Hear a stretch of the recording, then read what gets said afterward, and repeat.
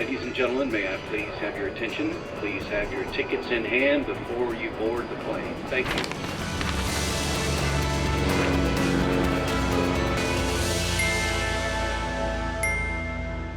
Hello and welcome. I'm Johan Castell and you're watching Wings. On the show today, we try kulfis in New Delhi.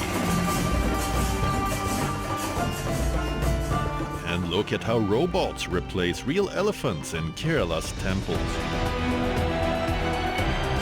We also cover the Fermin festival in Spain. And a medieval festival in Brussels. Let's start. Wimbledon is famous for its grass courts, legendary rivalries and unforgettable champions. But away from the tennis, another tradition has become almost as iconic: strawberries and cream.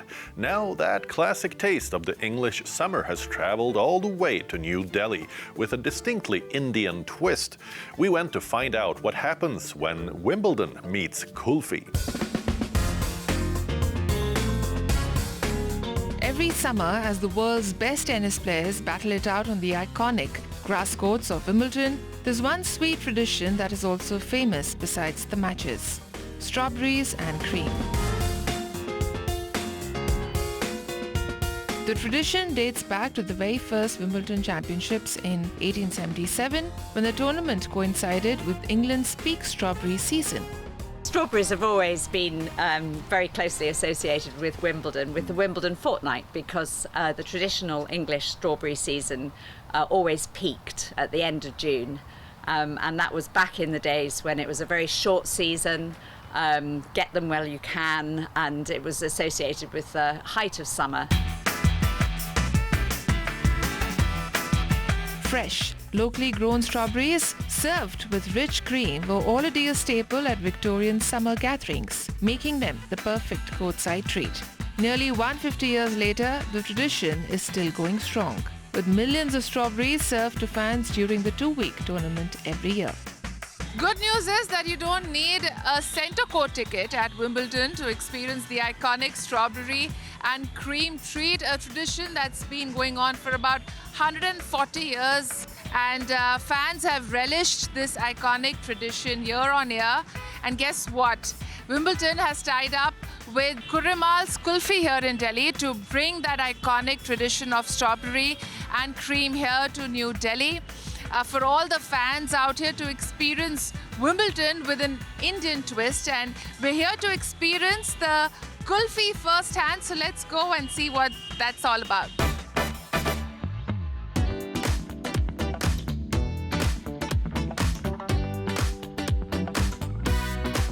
One strawberries and cream kulfi, please. Well, the packaging is also really interesting. They have the Wimbledon color and the logo, and of course the strawberries and cream kulfi.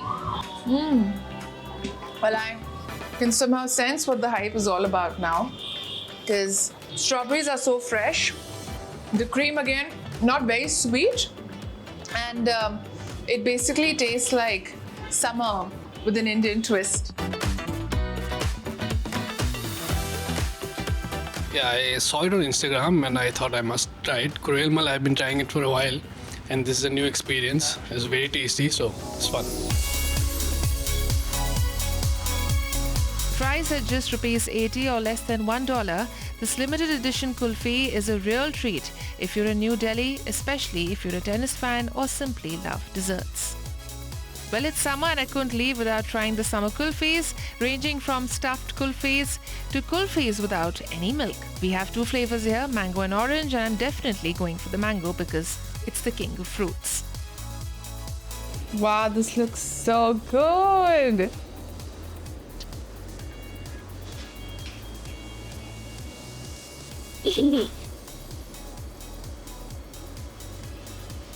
Too good. Mango and kulfi coming together is just like the best of both the worlds. So good. So refreshing. The perfect summer.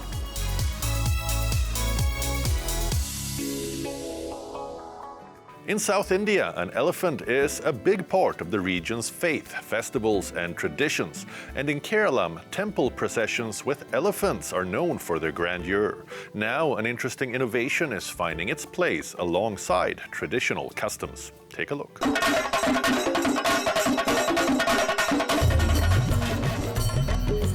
The sound of chenda drums, colorful parasols filling the sky.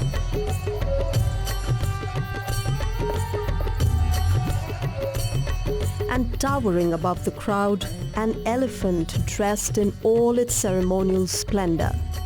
It's a sight that has come to define temple festivals across Kerala. For generations, elephants have been seen as symbols of strength, wisdom and blessings. Their presence adds a sense of grandeur to celebrations that bring entire communities together.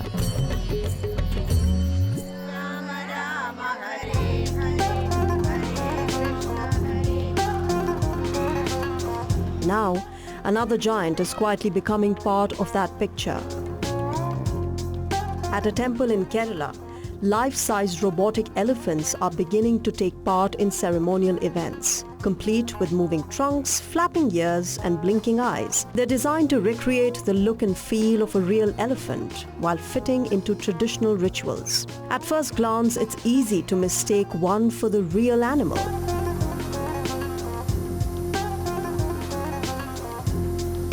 Each robotic elephant is the result of months of thorough craftsmanship. Metal frames, hand-painted features and carefully engineered movements come together to create an experience that's familiar and fascinating.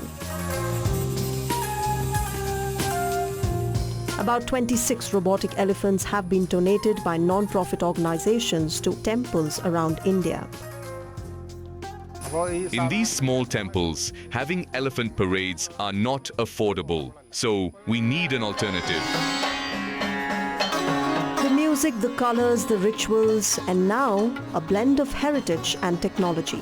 Sometimes, even the oldest traditions can embrace new ideas while continuing to celebrate the culture and spirit that make Kerala's temple festivals so special. We can never duplicate original elephants, just like we can't duplicate a human being, but we're putting in our efforts at 100%. Maybe we've succeeded about 50% or 60%. In the future, our plan is to make elephants that walk. We hope that happens.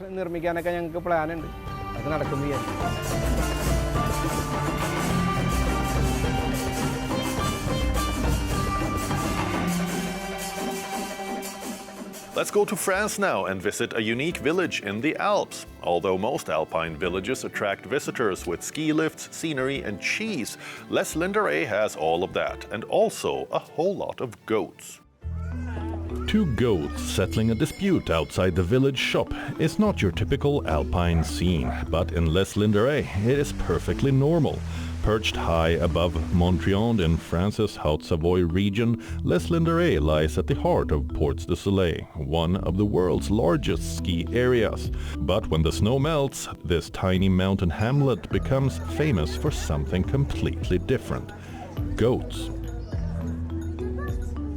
The village was once a traditional alpine pasture where families brought their animals to graze during the summer months.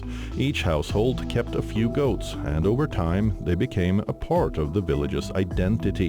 Today they still roam freely through the streets, lounge outside shops, climb onto tables, and occasionally attempt to enter restaurants. It's very unusual. I've never been anywhere quite like this before, with goats wandering everywhere, doing their own stuff.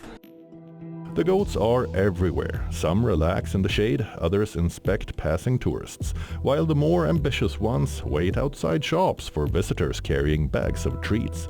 And they know exactly how the system works. Some have even mastered the art of biting through the bottom of a snack bag, sending the entire contents tumbling to the ground. We were here because my other half was doing the marathon yesterday. And then we were just Googling places around, and I love animals. So we found this place and decided we had to come. The village has embraced its four-legged residents. Goat cheese and goat milk soaps fill local shops alongside souvenirs celebrating the animals that have made Les Linderé famous. Goat meat, however, is notably absent from the menus. That would hardly fit the village image. Jusqu'aux années, dans les années 60, 70, Right up until the 60s, 70s and 80s, there were very few restaurants that were actually open. There were just a few, and the goats were right in the middle of the road. The children used to stroke them, and cars would park pretty much anywhere because there weren't many of them. Then gradually the restaurants not only multiplied but also expanded, and that started to attract large numbers of people. Et ça a commencé à amener beaucoup de monde. During July and August, traffic restrictions help return the streets to their original residents. Visitors are encouraged to leave their vehicles in the valley and arrive by cable car through the surrounding forests. Nearby, Lake Montreal reflects the surrounding mountains in its clear waters, while the wider Ports du Soleil offers spectacular scenery and endless outdoor adventures. But Les Linderé keeps things simple. The Alps provide the view, the village provides the goats. And really, that is more than enough. The Spanish city of Pamplona transformed into one of the world's biggest festival destinations. Dressed in red and white, thousands gather to celebrate the start of the famous San Fermin festival, best known for its iconic and adrenaline-filled running of the bulls.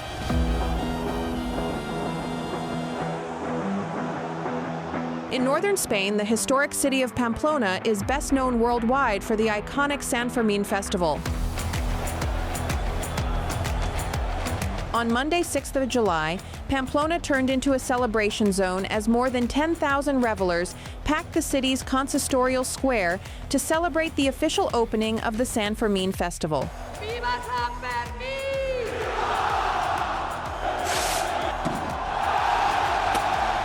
Wearing the festival's traditional white outfits and red scarves, crowds waved their handkerchiefs in the air as the Chupinazo firework was launched from the balcony of the city hall. Moments later, chants of "Long live San Fermin" echoed across the square as celebrations erupted among the revelers.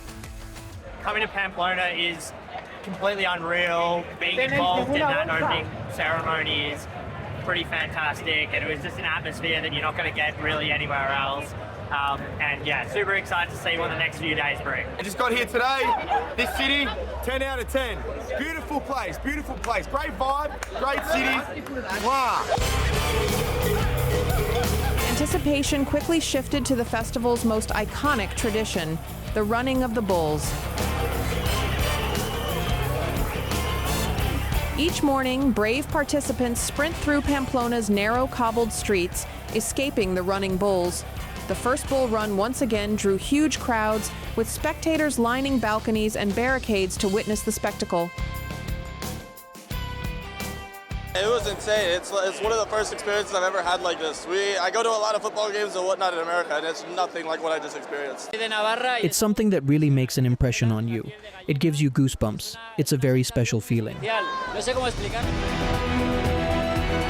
From the thunder of fireworks to the rush of the running of the bulls, the San Fermin Festival continues a centuries-old celebration that captivates visitors from around the world. The age of knights and chivalry returned to the streets of Brussels as armored horsemen charged into battle during one of Belgium's most celebrated medieval festivals. Let's take a look.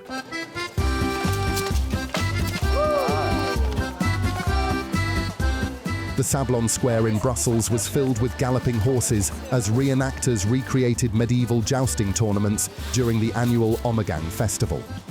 Recognized by UNESCO as an intangible cultural heritage event, the four-day festival celebrates Belgium's rich medieval history through parades featuring performers in traditional costumes and ancient music and art.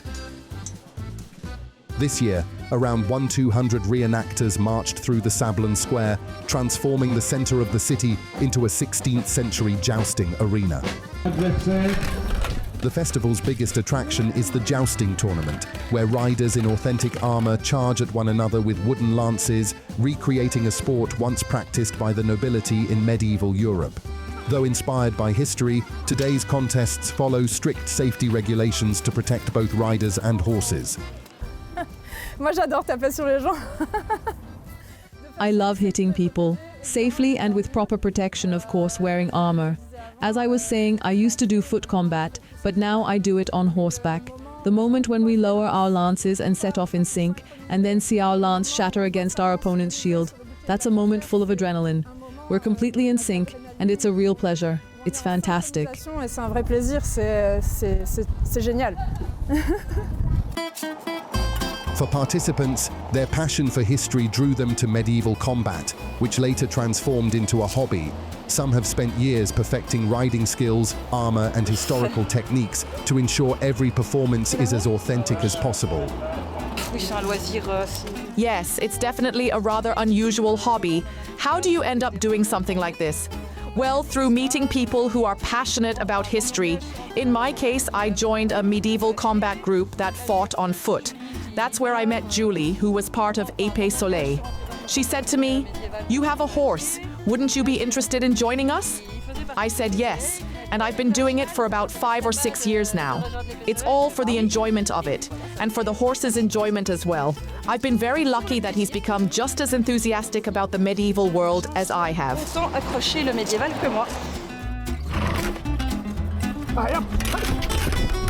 While medieval jousts were once dangerous contests fought by noblemen, modern reenactments place safety above all else.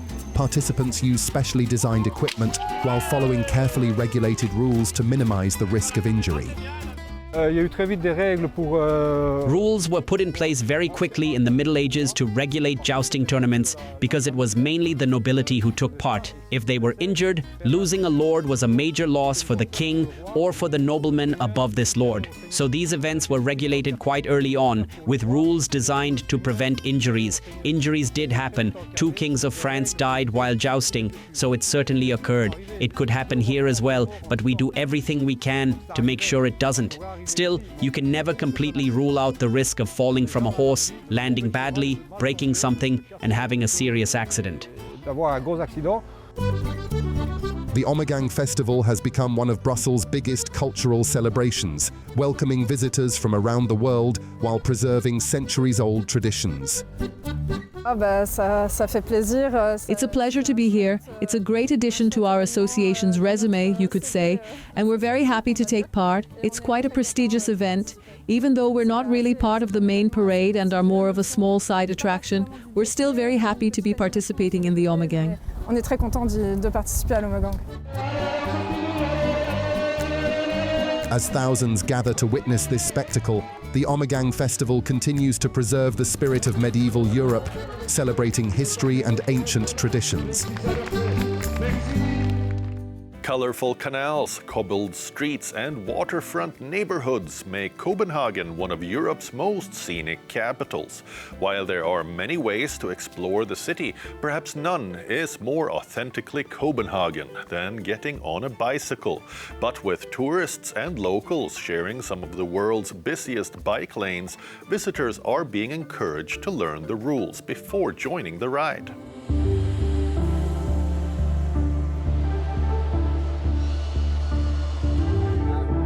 Copenhagen is a city made for slow exploration.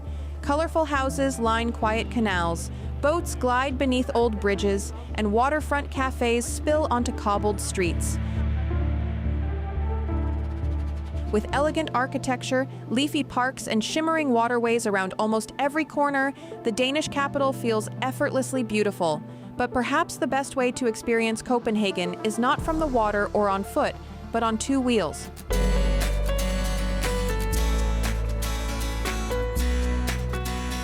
Cycling is part of everyday life in Copenhagen, but for visitors unfamiliar with the city's busy bike lanes, joining the flow of 2-wheeled traffic can be a little overwhelming. Denmark's Road Safety Council has relaunched a summer campaign aimed at helping tourists cycle more safely through the Danish capital, reducing accidents, and avoiding misunderstandings with local riders. For a lot of Copenhageners, the bike is the primary way to get from A to B. So we commute to our jobs and between jobs and homes on an everyday basis. So there's a lot of bikes on the roads already. So I think what happens during the summer months is that all the bikes between the Copenhageners and tourists, they meet out in the streets, and suddenly there's a lot of pressure, and I guess it's a little bit chaotic.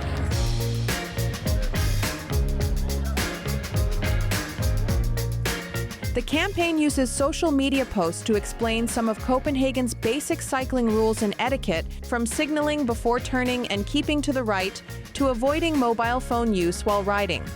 We were cycling around yesterday and I was quite confused about the rules. Like, I felt like anytime I put my hand out for a signal, I kind of knew what I was doing, but I was hoping that somebody would like tell us what was going on. So I'm very glad that there's instructions over here and we kind of know what to do. Because I was constantly curious about whether the tourists, the locals are looking at us like, what in the world are you doing? Campaign workers are also meeting tourists at bicycle rental points, handing out postcards with cycling tips, and explaining how to navigate a city famous for its strong bike culture. I think it's fantastic because looking out our hotel window, we were almost afraid to get into it this morning because it was so busy, and we were a little afraid we were going to get over our heads into things. And I downloaded the Copenhagen Visit the City app, and it actually has a little test on there for you to go through the cycling rules. So it gave us a little bit more confidence to get out there and just give it a try. Campaign manager Matthias Fredriksson says summer can become slightly chaotic when large numbers of tourists join local commuters in the bike lanes. Later in the season, billboards will also appear around the city, reminding visitors of the rules. There's been quite a lot of tension between locals and tourists, and we try to help both parties really, because we want the tourists to be able to be safe when they drive around Copenhagen, but we also would like to urge Copenhageners to be respectful towards the tourists, so everybody can have the best possible experience when they bike around in the city. For tourists, cycling remains one of the best ways to explore Copenhagen. The message is simple: enjoy the ride, but learn the local rules before joining the traffic. That's all we have for you on the show this week, but we return with more next weekend. Until then, it's me, Johan Castell, signing off. Goodbye.